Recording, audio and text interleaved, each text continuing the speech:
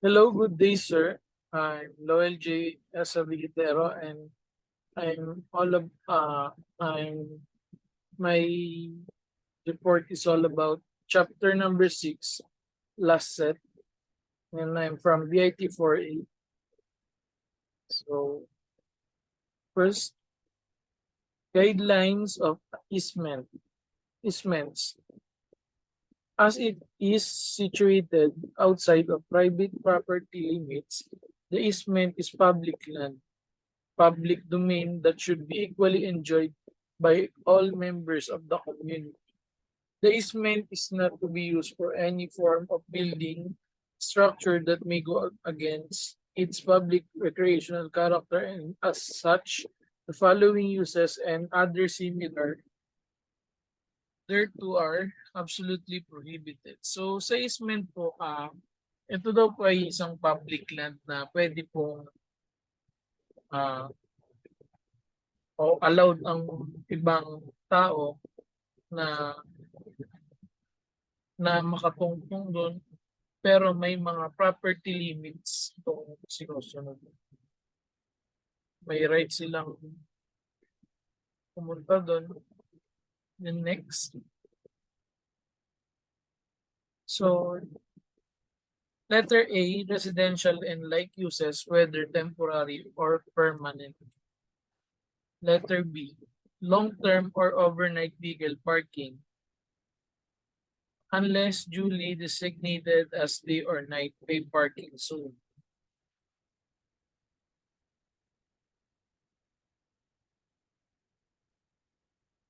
Letter C, as a depository of stored, wrecked, or abandoned vehicles, mechanical devices, and the like. Letter D, the conduct of specific commercial, institutional, or industrial activities not compatible with its stated characters. Letter E, unauthorized recreational or entertainment usage and the like, which will only benefit certain entities and which will ultimately result in inconvenience, nuisance, safety problems to the general public. Letter F, any other form of private use, gain enjoyment, or profit at the expense of the monitoring or walking public. Next, allowed or encourage structures developments within easements. So the picture below shows that uh, this is the development of easement or so if wider than 9.00 meters, the easement may include a roadway, carriageway, component on which vehicles can pass or end on which the same way temporarily park, and esplanade, and the like. So this is the sidewalk, and this is the carriageway the vehicles can pass through, and this is the another sidewalk. Next, allowed or encourage structures, developments within easements, pedestrian accessways, and the like, and to be located at above below the easement may also be developed for public, e.g. a promenade and the like. The law to enhance mobility of disabled persons, PWD law. Batas Pambansa bilang 344, an act to enhance the mobility of disabled persons by requiring certain buildings, institutions, establishments, and public utilities to install facilities and other devices.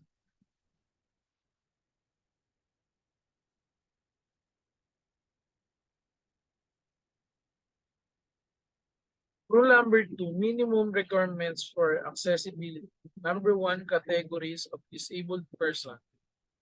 Letter A, impairments requiring confinement to wheelchair or impairments causing difficulty or insecurity in walking or climbing stairs or requiring the use of braces, crutches, or other artificial supports, or impairments caused by amputation, arthritis, spastic condition, or pulmonary, or letter C, total or partial impairment of hearing or sight causing insecurity or likelihood of exposure to danger in public places, or letter D, uh, mental whether acquired or congenital in nature. Number 2, basic planning requirements. Letter A, accessibility. The built environment shall be designed so that it shall be accessible to all people. Letter B, reachability. Provision shall be adapted and introduced to the physical environment. Letter C, usability. The built environment shall be designed to allow the disabled citizen to participate and contribute to developmental goals. Next, letter D. Orientation, finding a person's way inside and outside of a building or open space shall be made easy for everyone. So, orientation finding, so it's important in the building because in case of emergency, uh, the PWDs can easily uh, see the exits or fire exits.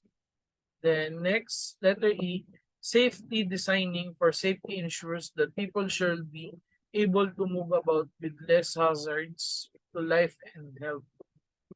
So safety designing, uh,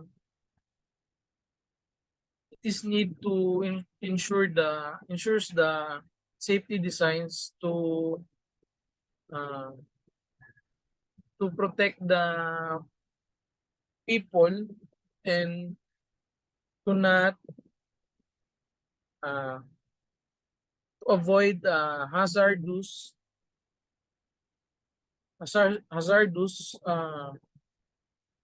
and to protect their health.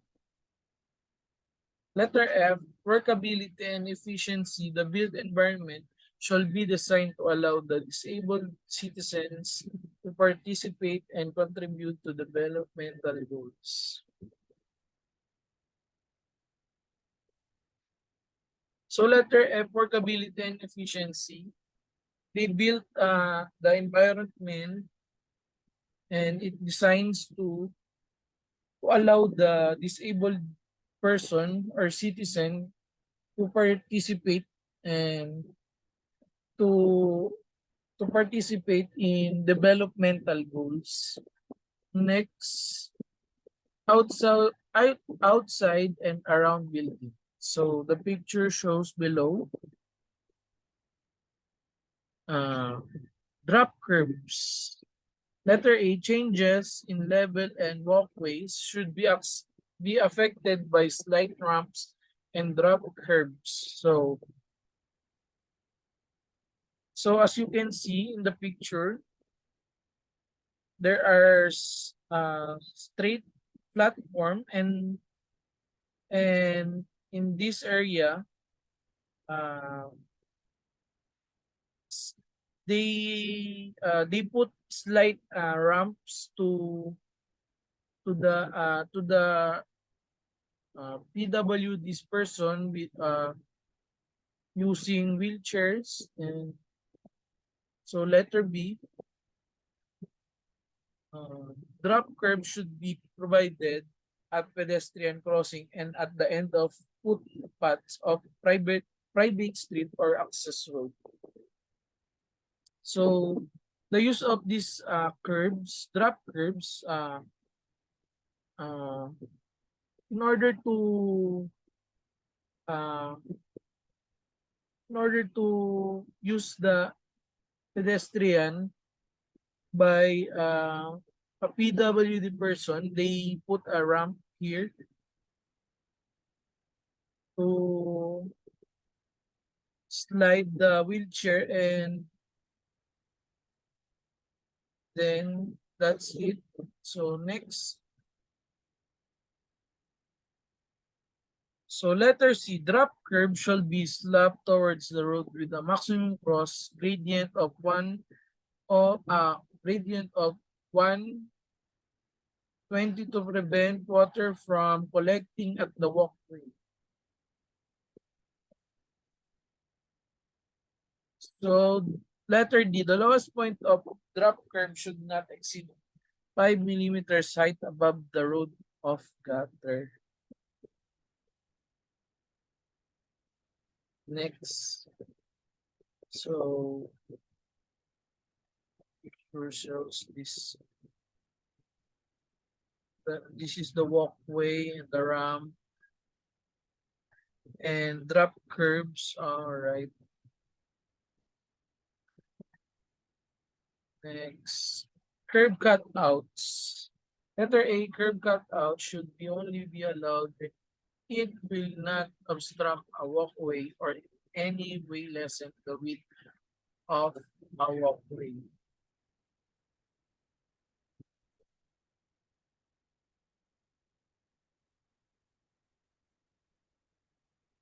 So letter B, the minimum width of a curb cutout should be 0.98 meters.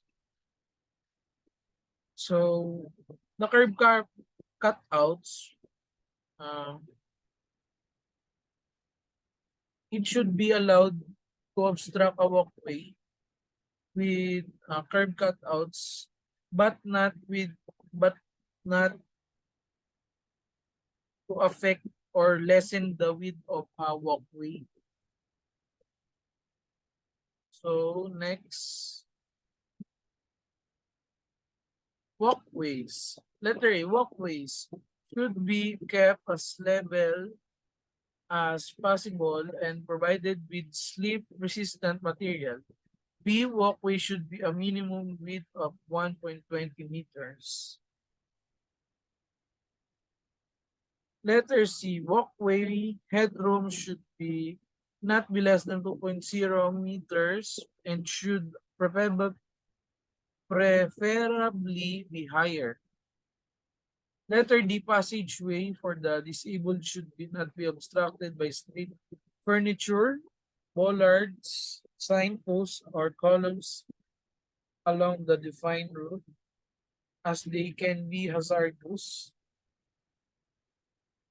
Handrails. Letter A. Handrails shall be installed at 0.90 m and 0.17 millimeters above steps or ramps.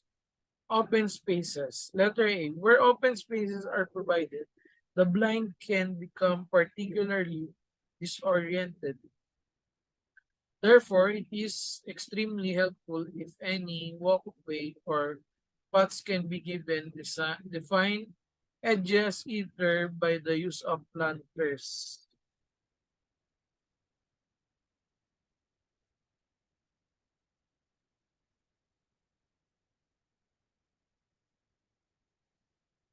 So the open spaces is uh, very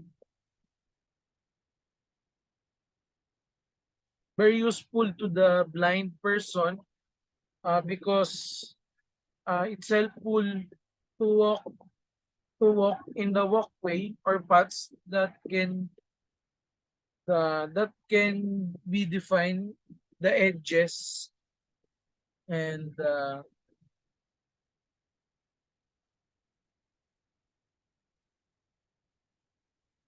this picture shows that the uh, handrail handrail and the handrail height. So next, For these pictures, grass area defines edge of walkway. So these two pictures shows that there are blind persons, planters of defined bank of walkway. So they easily uh they easily define the walkway is have edges, and to guide there they they be guided by the lines on the walkways. And next, signages. Letter A, where open spaces are provided, the blind can become particularly disoriented. Therefore, it is extremely helpful any walkway or paths can be given defined edges either by the use of planters. Letter B, signs should be kept simple. Wow. Signs should be kept simple and easy to understand, made of contrasting colors and gray values to make detection and reading easy. Next, so the picture above shows that uh, the PWD person that using a wheelchair is looking into a signage. So it's very helpful to the PWDs that there are in walkways they have signage in order to know the, in order to know if there's an uh nearest comfort rooms, and then the others. Letter C, signs of walls and doors should be located at maximum height of 1.60 m and minimum height of 1.40 m. So this is the picture shows below. The picture below shows that the signs on walls and doors, this is the level or minimum height of signage indoors.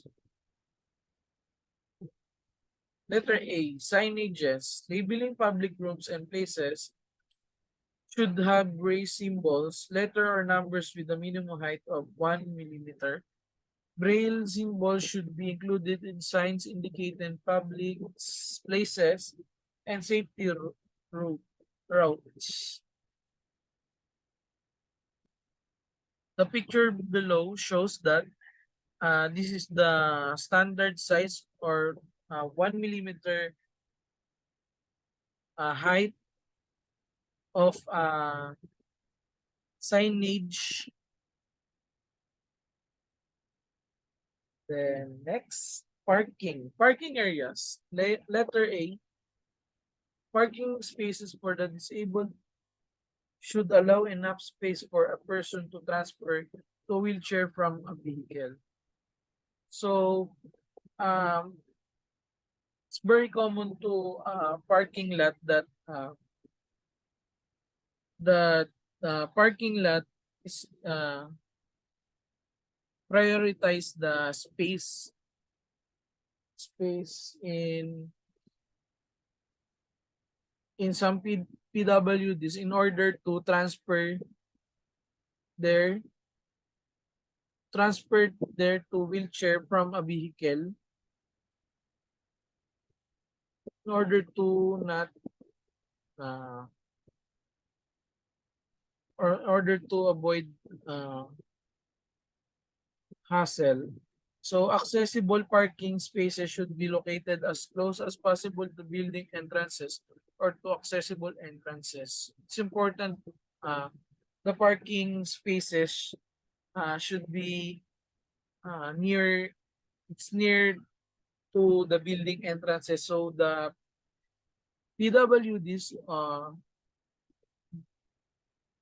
lessen the fatigue or stress. Next,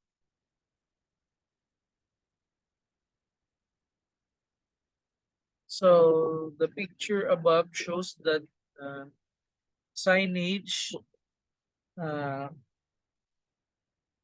in the signage in the parking area, the PWDs only can park in that spaces so that the PWDs can easily get inside the building. So letter B, a walkway from accessible spaces of 1.20 meters. Clear width shall be provided between the front ends and of parked cars. Letter C, provided drop curbs or curb out cutouts to the level where access walkways are raised. Inside buildings and structures. Entrances. Letter A, at least one entrance to every building should be accessible from arrival and departure.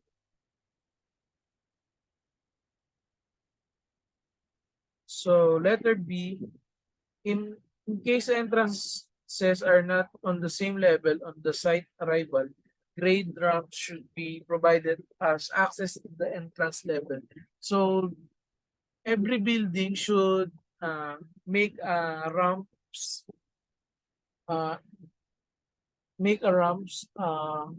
like this one, the pictures below, the picture below. Uh, in order to use to use of uh, disabled person with the wheel using a wheelchair. So next, entrances with vestibule shall be provided a level area with at least a 1.80 meters depth and a 1.50 meters width. width. So the picture below shows the entrances ramps that can use for a person with disabilities using a wheelchair. So this is the actual depth and width of a ramp. The next, ramps. Changes in level require a ramp except when served up by a drop curb, an elevator, or other mechanical device. Letter A, ramp shall have a minimum clear width of 1.20 meters. Letter B, handrails will be provided on both sides of the ramp at 0.70 meters and 0.90 meters from the ramp level. Letter C, ramp shall be equipped with curbs on both sides with a minimum height of 0.10 meters.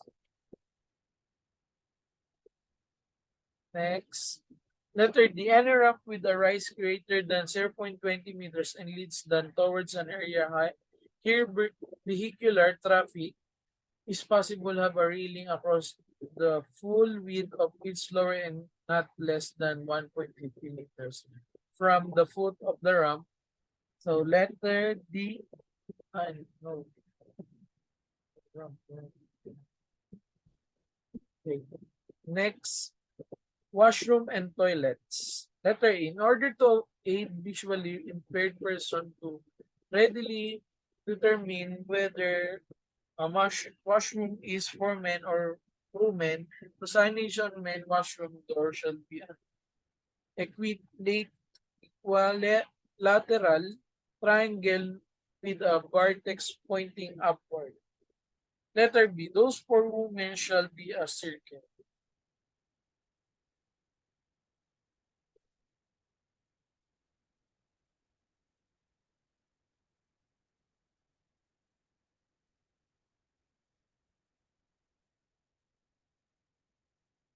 Note, the totally blind could touch the edge of sign and easily determine whether it's straight or curved.